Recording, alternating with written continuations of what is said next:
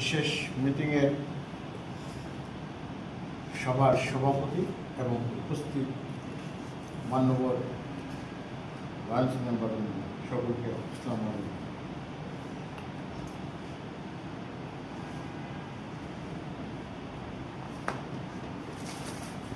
আমি ঠিক আজকে লাভলি ভাই যে কথাটা একটু আগে বললেন, এই কথাটাও আমি গতকালকে অনাকাঙ্ক্ষিতভাবে জানতে পারলাম এবং জানতে পারার পরে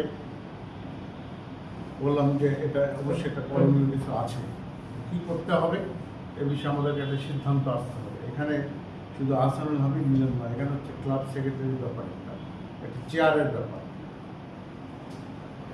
বিষয়টা অতীব গুরুত্ব এবং তাৎপর্য নিয়ে আমি, আপনারা অনেকে জানেন যে আমরা বেশ কিছুদিন থেকে কিছু কিছু বিতর্কিত বিষয় নিয়ে আমাদেরকে একটা কুচক্রী মহল হেনস্থ করছে।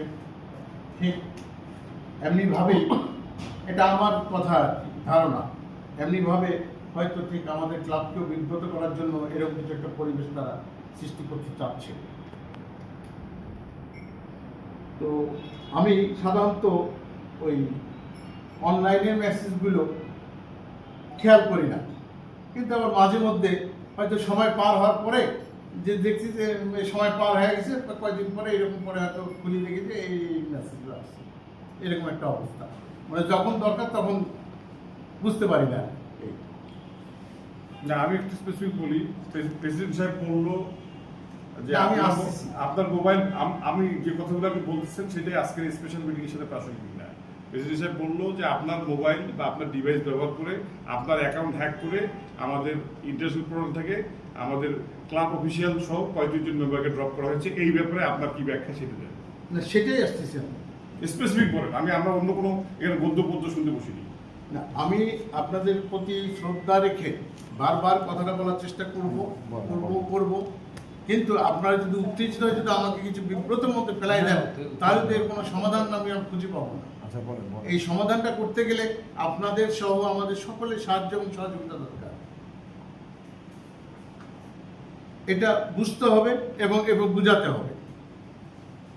যাই হোক, যে কথাটা হলো যে আমরা প্রত্যেকেই আমাদের জিমেল নাম্বার ব্যবহার করি, এটা সকলেরই আছে।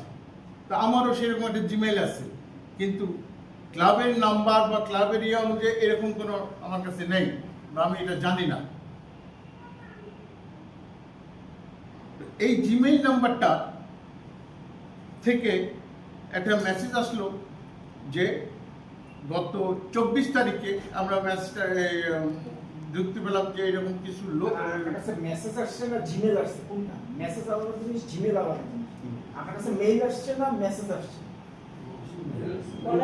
মেইল। মেইল আসছে, তাহলে আপনি মেইল বলেন। হ্যাঁ, মেইল। হ্যাঁ। এই মেইলে ইন্টারন্যাশনাল একটা মেইল আসছে 24 তারিখে। আমরা 24 তারিখে খুলে দেখলাম আর কি। তার আগেই 22 তারিখে এরকম মেইল থেকে আমার এখান থেকে নাকি মেইল করা হয়েছে, সেটা আমি বুঝতে পারি।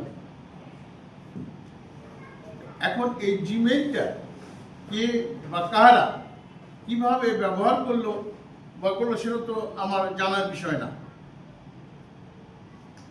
এখন এই চট করে দেখলাম যে আমার মতো আরো অনেক ইয়েকে মেসেজ আসছে যে সেখানে তাদেরকে করা হয়েছে, মানে ক্লাব থেকে প্রত্যাহার চাইছে, এরকম একটা মেসেজ আসছে, ক্লাব থেকে প্রত্যাহার চাইছে। তখন আমরা এর খবর নিয়ে দেখলাম যে আসলে সত্যি ক্লাব থেকে প্রত্যাহার তো আমরা চাইনি, কিন্তু এই মেসেজটা কেন চাইলো যে ক্লাব থেকে প্রত্যাহার করা হলো।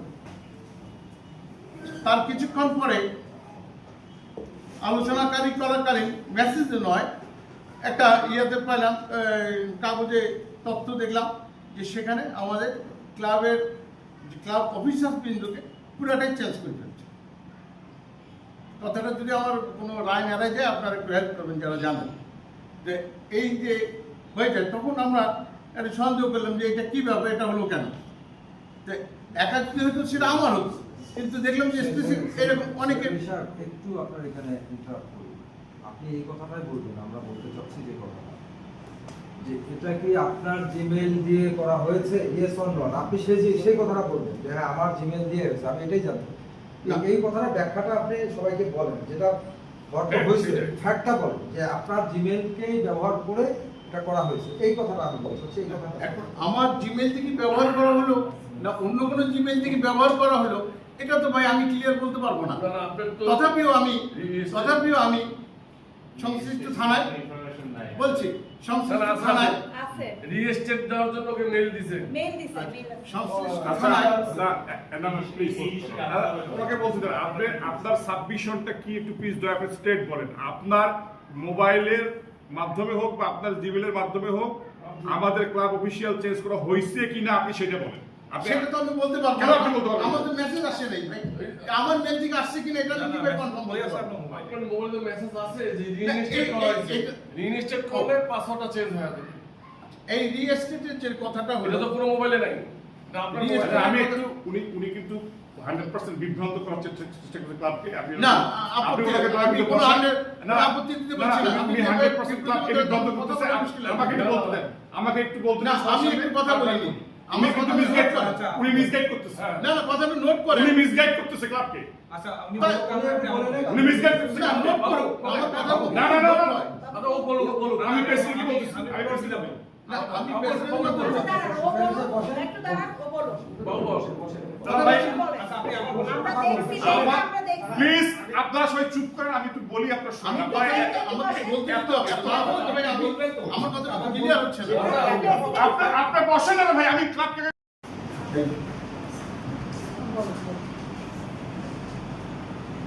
আপনারা অলরেডি ইতিমধ্যে অনেক কিছুই শুনে গেছেন।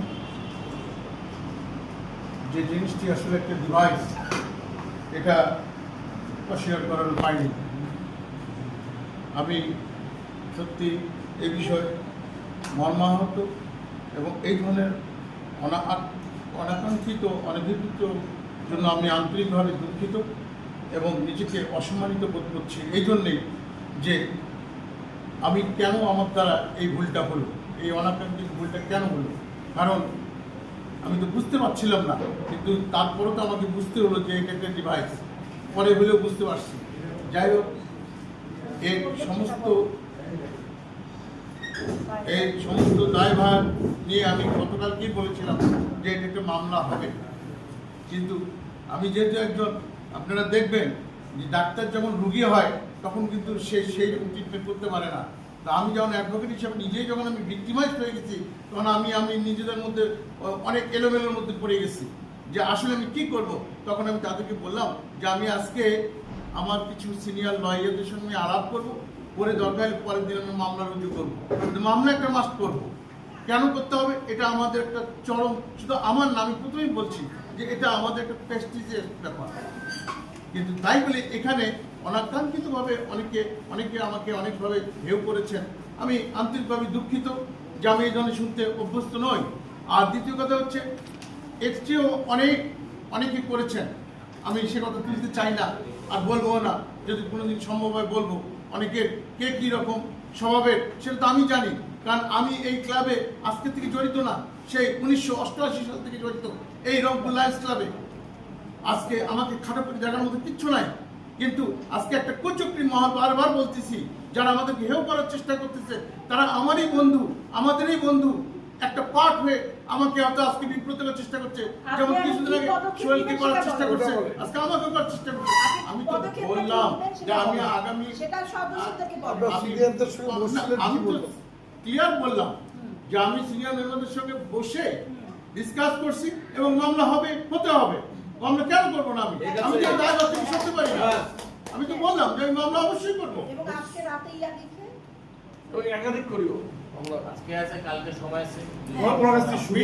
একাধিক বা সময় আছে সেটা কথা না, মামলা আমি করবো। কালকেই হোক, কালকে বন্ধ হতো, পরশু দিন করবো, মামলা আমি করবো। এটা তো আমি কমিটমেন্ট, কারণ এটা আমার একটা প্রেস্টিজিয়াস ব্যাপার। কারণ যে জিনিসটা দিয়ে ঘটনা হয়েছে সেটা আমাকেই প্রমাণ করতে হবে। ওনার সাথে একটা কথা এটা তো আমি প্রথমে বলছি যে মামলা সংক্রান্ত ব্যাপারগুলো আমি ভালো বুঝতেছি, কিন্তু যখন একজন ডাক্তার নিজে রুগী হয়ে যায় তখন কি অবস্থা হয়ে যায়। আমি সেই বিব্রতের মধ্যে কালকে পড়ে গেছিলাম যে আমি ডিসিশন নিতে পারছি না হঠাৎ করে। এখন লিখতে যে যদি ভুল করে ফেলি ওখানে আবার পরের দিন আরেকটা উকিল সাহেব কি লিখছে এগুলা। আমি এই জন্যেই হাত জোর করে ক্ষমা চাচ্ছি সকলের কাছে আমি, যে আমার এই অনাকাঙ্ক্ষিত ভুলের জন্য আমি কখনই যাই না। তারপরে আমি মাপ চাচ্ছি যে আমার এই ভুল আপনারা ক্ষমা দৃষ্টিতে দেখবেন। ধন্যবাদ।